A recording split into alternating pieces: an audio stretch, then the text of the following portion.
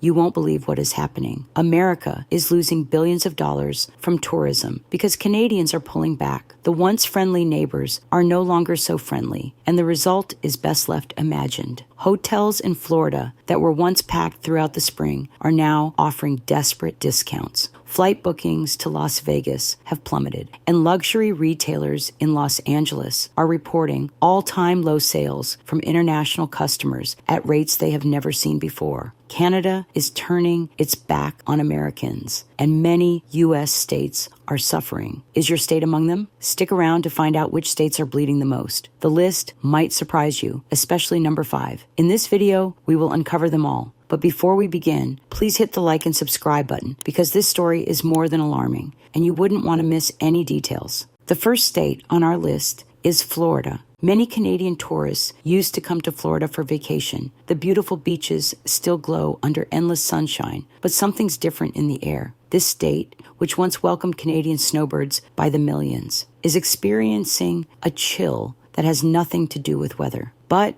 before I tell you what's going on, let's examine data from last year. In 2024, approximately 3.27 million Canadians visited Florida, accounting for around 2% of the state's tourists. While that might sound small, those 3.27 million visitors added serious value to the economy. Canadian snowbirds didn't just visit. They brought revenue into the state because they stayed for months, rented condos, dined out regularly, and became an integral part of Florida's winter community. However, this year, many things have changed. If you want to understand what I mean, drive through Fort Lauderdale or Naples today, and you'll notice what the locals are whispering about. There are fewer Ontario license plates in parking lots, quieter coffee shops during morning rush hours, and beachfront restaurants that are almost empty. Even the hotel rooms, car rentals, shopping, and dining parks are losing their customers. This is more than just a story. The effects run deeper than the numbers. Florida used to be a favorite getaway for Canadians looking to escape the harsh winter cold back home. The steady influx of visitors built Florida's economy brick by brick. So when those visitors suddenly stop coming, it is a punch to the economy. And now, the locals whose businesses and jobs are at stake can help but ask, will they come back? Well, if you think losing snowbirds is bad, wait until you see what's happening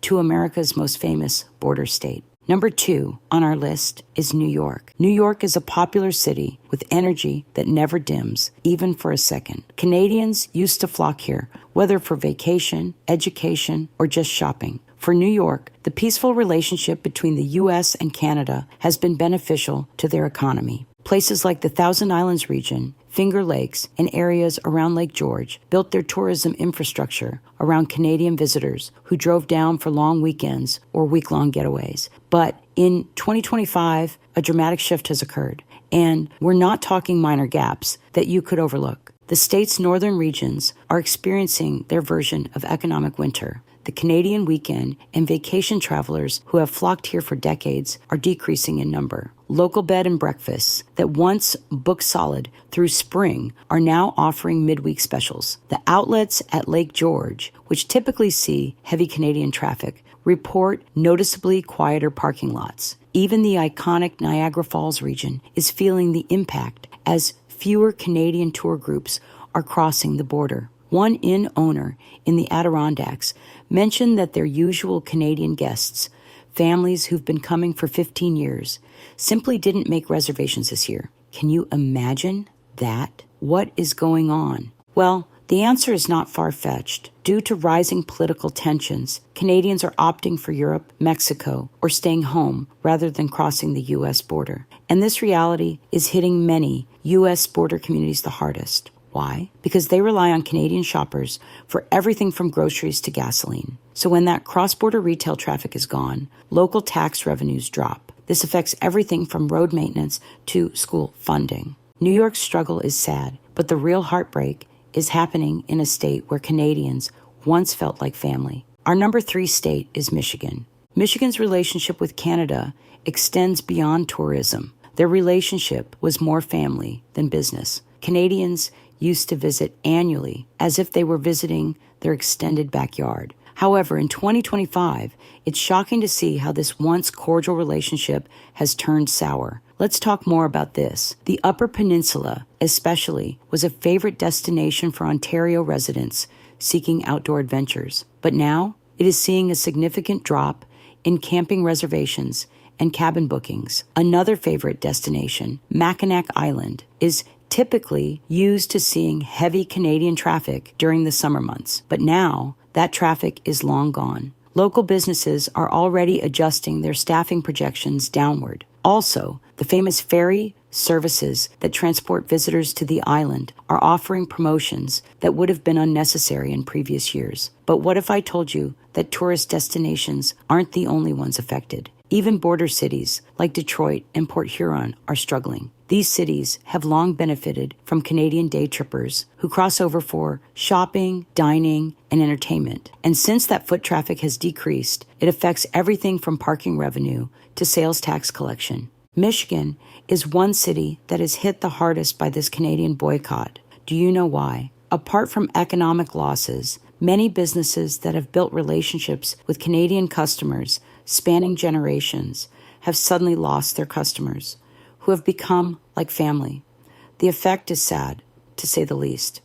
That brings us to the next state, which was so confident in their Canadian connection that they never saw the storm coming. Number 4 is Washington. Washington State's relationship with Canada is so integrated that many residents barely notice the border exists. Seattle's proximity to Vancouver, the shared Pacific Northwest culture, and the ease of cross-border travel have created a unique binational community. Washington is also a popular destination for Canadian shoppers. This means everything from the outlet malls in Tulalip to the downtown Seattle shopping districts. Unfortunately, by 2025, this relationship had become so strained that it felt unnatural. Here's the twist they didn't see coming. 3 of the main border crossings are telling a shocking story. Reports show that crossings from Peace Arch are down 45%, Pacific Highway down 34%, and Sumas down 11%. Currently, the ferry routes between Washington and British Columbia are reporting a decrease in passenger volumes. The San Juan Islands, which have always attracted Canadian boaters and island hoppers, are seeing fewer reservations at marinas and waterfront accommodations. Bellingham, which is strategically located just south of the border, has built much of its retail economy around Canadian shoppers. The city's outlet malls, gas stations, and grocery stores are all feeling the impact of decreased cross-border traffic. Local business owners report that what used to be a routine weekend rush of Canadian visitors has become sporadic at best. Also, the wine country in eastern Washington is affected. Canadian wine tourists,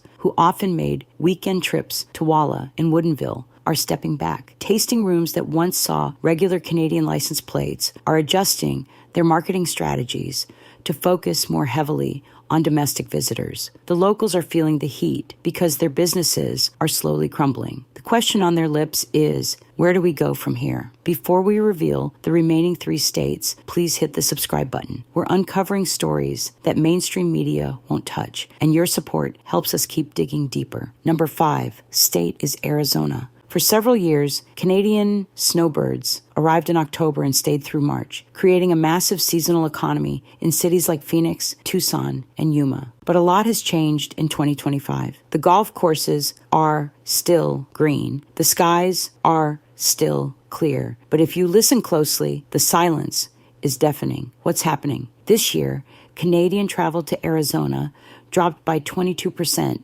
during peak season. Do you know what that means?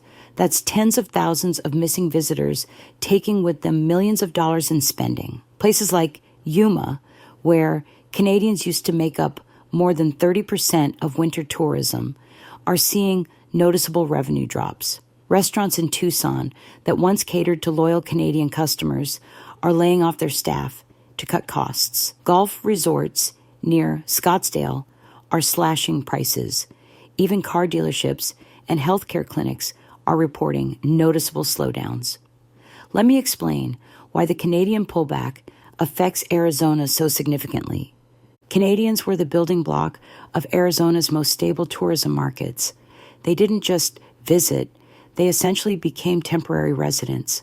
They shop at local grocery stores, use local services, and contribute to the community in ways that typical tourists don't. Losing them is a huge blow to the state's economy as it affects everything.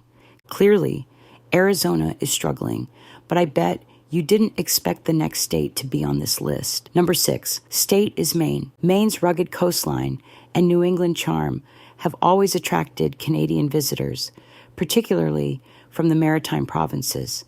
The cultural similarities and relatively short drive from major Canadian population centers made Maine a natural destination for Canadian families seeking coastal vacations. Although the beauty and peaceful scenery remain, there's something quietly breaking Maine's economy. Let's break it down. You know, Maine's economy is deeply entangled with Canadian traffic, especially the kind that crosses the border by car. However, in 2025, a tragic event occurred. Between February and April, Maine saw 166,000 fewer crossings from Canadian visitors compared to the same period last year. That is a whopping 26% drop. And for a state that relies heavily on income from tourists, that is a big deal. Maine's lakes and forests have always attracted Canadian outdoor enthusiasts. But now, fishing lodges, camping facilities, and outdoor recreation businesses are all reporting a decrease in Canadian bookings. Bar Harbor, gateway to Acadia. National Park typically sees much Canadian visitation during peak summer months, but now, local accommodations are reporting fewer bookings than usual for the upcoming season. The masses deeply feel the impact, and they all wonder in confusion, what's the way forward? The last state on our list will leave you speechless. Number 7 is California. California used to be the city of the people. The palm trees, Pacific sunsets, and the Hollywood glitz all added to the glamour of this place. As a result, many Canadians trooped in here. From Vancouver to Toronto, families flocked here to enjoy Disneyland in winter, wine country in spring, and Pacific beaches all summer long. But in 2025, something unheard of is happening. Canadian arrivals are down 21% across the state. In some regions, such as San Diego and Santa Barbara, the impact is even more pronounced. Local tour operators, hotel managers, and airport authorities are complaining bitterly. They all report fewer bookings, shorter stays, and lower spending. What does this mean for the state? Here's the thing. Canadians are not just casual travelers in California, they're premium spenders. And as they whip out their wallets, it boosts the state's economy. They rent cars, book guided tours, and even dine in high-end restaurants. But now, they're choosing other destinations. In Los Angeles, high-end shopping districts like Rodeo Drive are seeing measurable dips in foot traffic from foreign buyers. Napa Valley wineries that once welcomed tour buses full of Canadians are no longer seeing them. Even ski resorts near Lake Tahoe report softer bookings. The immediate losses are devastating, but the long-term consequences could be even worse. Industry experts say we haven't yet seen the worst of it. So there you have it. 7 states, billions in losses, and thousands of jobs hanging in the balance. What would America do to salvage the situation? Will they act fast or ignore the glaring numbers? The answer to that question lies in their hands. If this video opened your eyes to what's really happening across America, like and subscribe to our channel to stay ahead of the curve. Also, we'd like to hear from you. Are you experiencing these changes in your community? Drop your comments below. Until we come your way again, stay informed.